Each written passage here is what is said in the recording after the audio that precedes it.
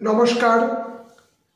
Business বাতে সোমনাথের সাথে এই এপিসোডে আপনাদের সকলকে স্বাগত জানাই। আমাদের একান্ত অনুরোধ, আমাদের চ্যানেলটিকে সাবস্ক্রাইব করে বেল আইকন টিপে সঙ্গে থাকুন। আমাদের আজকের বিষয় একটু অন্যরকম। যে বিষয়টিকে আমরা আজকে আপনাদের সামনে তুলে ধরার চেষ্টা করছি, হয়তো আগামী দিনে মেইন স্ট্রিম মিডিয়াতে এই বিষয়টি কিন্তু উঠে আসবে বিভিন্ন রূপে।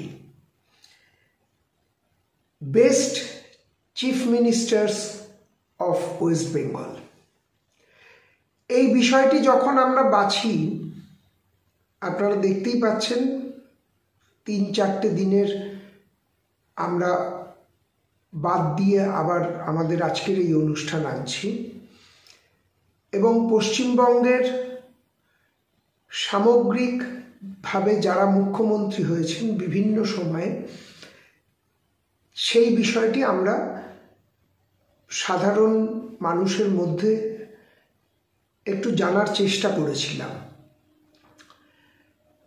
তার কারণটা অবশ্যই পরে বলছি, কিন্তু আমাদের যে অনুসন্ধান, যে তথ্য তালাশ যাই বলুন, তাতে এই মুহূর্তে উঠে এসেছেন পশ্চিমবঙ্গের যাবতীয় যারা মুখ্যমন্ত্রী হয়েছেন তার মধ্যে 1 নম্বর হিসাবে মানুষ এখনো মনে করছেন ডক্টর বিধানচন্দ্র রায়কে। উনি ছিলেন বাংলার দ্বিতীয় মুখ্যমন্ত্রী। 1948 সালে মুখ্যমন্ত্রীত্বের দায়িত্ব পান এবং বিধানচন্দ্র রায়ের বা ডক্টর বিধানচন্দ্র রায়ের যেটা সবথেকে বড় অ্যাচিভমেন্ট, এই মুহূর্তে এখনো পর্যন্ত আপামর বাঙালি বা বাংলার মানুষ মনে করছেন যে 4টে নতুন শহরের তিনি প্রতিষ্ঠা করেন, সেই 4টে নতুন শহর আজ পর্যন্ত বাংলার একটা মাইলস্টোন হয়ে দাঁড়িয়ে রয়েছে। সেই 4টে শহর হলো দুর্গাপুর, কল্যাণী, বিধাননগর এবং অশোকনগর কল্যাণগড়।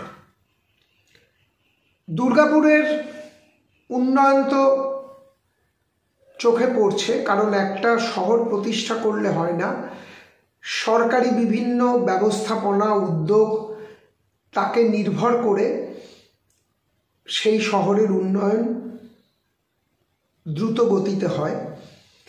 দুর্গাপুরের উন্নয়নটা কিন্তু এবার সারা বিশ্বের চোখে পড়ছে, কারণ তারা খুব কাছাকাছি একটি এয়ারপোর্ট পেয়ে গেছে এবং খুব ভালোভাবে অপারেশনাল সেই এয়ারপোর্ট।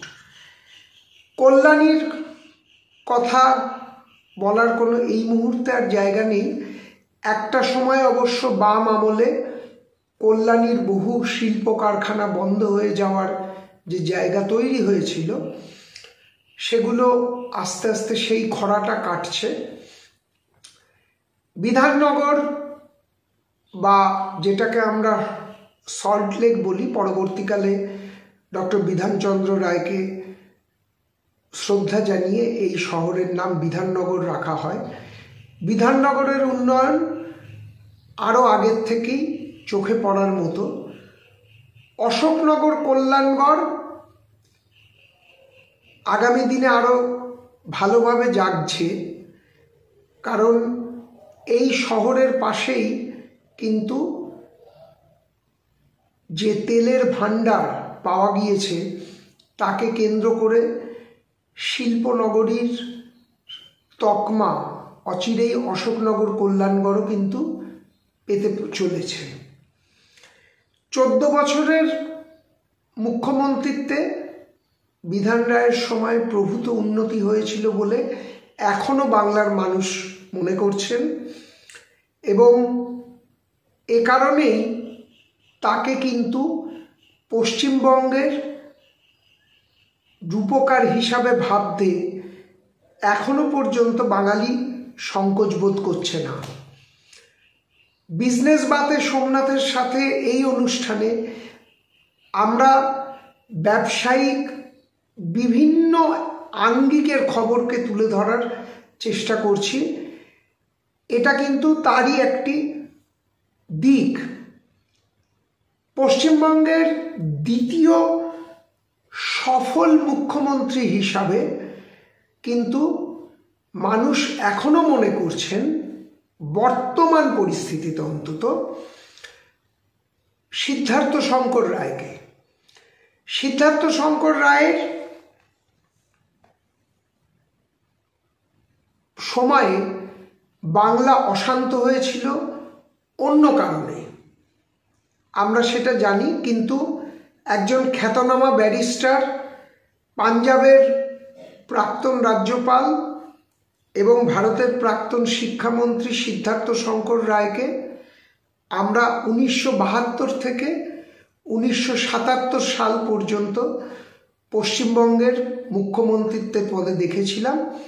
এর মধ্যে জরুরি অবস্থারও একটা সময় অন্তর্গত রয়েছে, কিন্তু নকশাল আমল মানে যেটা বলা হয় সেই নকশালিস্টদের পিরিয়ডটাকে, অর্থাৎ নকশালিস্টদের যে আন্দোলন তাকে দমানোর জন্য সিদ্ধার্থ শঙ্কর রায় প্রশাসনকে সফলভাবে কাজে লাগাতে সমর্থ হয়েছিলেন, এবং এই একটি দিককে অন্তত পুরনো প্রজন্মের একাংশ এবং নতুন প্রজন্ম তারা কিন্তু সিদ্ধার্থ শঙ্কর রায়কে সেরা মুখ্যমন্ত্রীত্বের তালিকায় বা মুখ্যমন্ত্রীদের তালিকায় দ্বিতীয় জায়গায় নিয়ে এসেছেন। ভারতবর্ষের তথা পশ্চিমবঙ্গের সব থেকে ডাইনামিক মুখ্যমন্ত্রী, অর্থাৎ বহুবিধ যে গুণসম্পন্ন মুখ্যমন্ত্রী এসেছেন, আমরা যেহেতু পশ্চিমবঙ্গ নিয়ে কথা বলছি সেহেতু ডক্টর বিধানচন্দ্র রায়ের পরে সব থেকে বহুবিধ গুণে দক্ষ মুখ্যমন্ত্রী হিসাবে তৃতীয় স্থান পেয়েছেন বুদ্ধদেব ভট্টাচার্য। বুদ্ধদেব ভট্টাচার্য একটা এমন সময়ে পশ্চিমবঙ্গের মুখ্যমন্ত্রী হন বা মুখ্যমন্ত্রীত্বের তিনি যে ব্যাপ্তি ঘটাতে চেষ্টা করেছিলেন, সেখানে কিন্তু একটা বেসিক কনসেপ্টের একটা পরিবর্তন আমরা দেখতে পাচ্ছিলাম। সেটা হলো বামপন্থীদের বা সিপিআইএমের বা বামফ্রন্টের পুঁজিবাদ বিরোধী তকমাকে উনি কিছুটা হলেও সরিয়ে রেখে একটা উদারীকরণের নীতি উনি কিন্তু কিছুটা হলেও নিতে চেয়েছিলেন, এবং তার ফলস্বরূপ পশ্চিমবঙ্গে কিন্তু নতুনভাবে শিল্পায়নের একটা সম্ভাবনা দেখা গিয়েছিল। কৃষি আমাদের ভিত্তি, শিল্প আমাদের ভবিষ্যৎ, এই স্লোগানটিকে হাতে করে বুদ্ধদেব ভট্টাচার্য চেয়েছিলেন যে পশ্চিমবঙ্গে হারিয়ে যাওয়া মৃতপ্রায় শিল্পে একটু অন্য রকমের জোয়ার আসুক।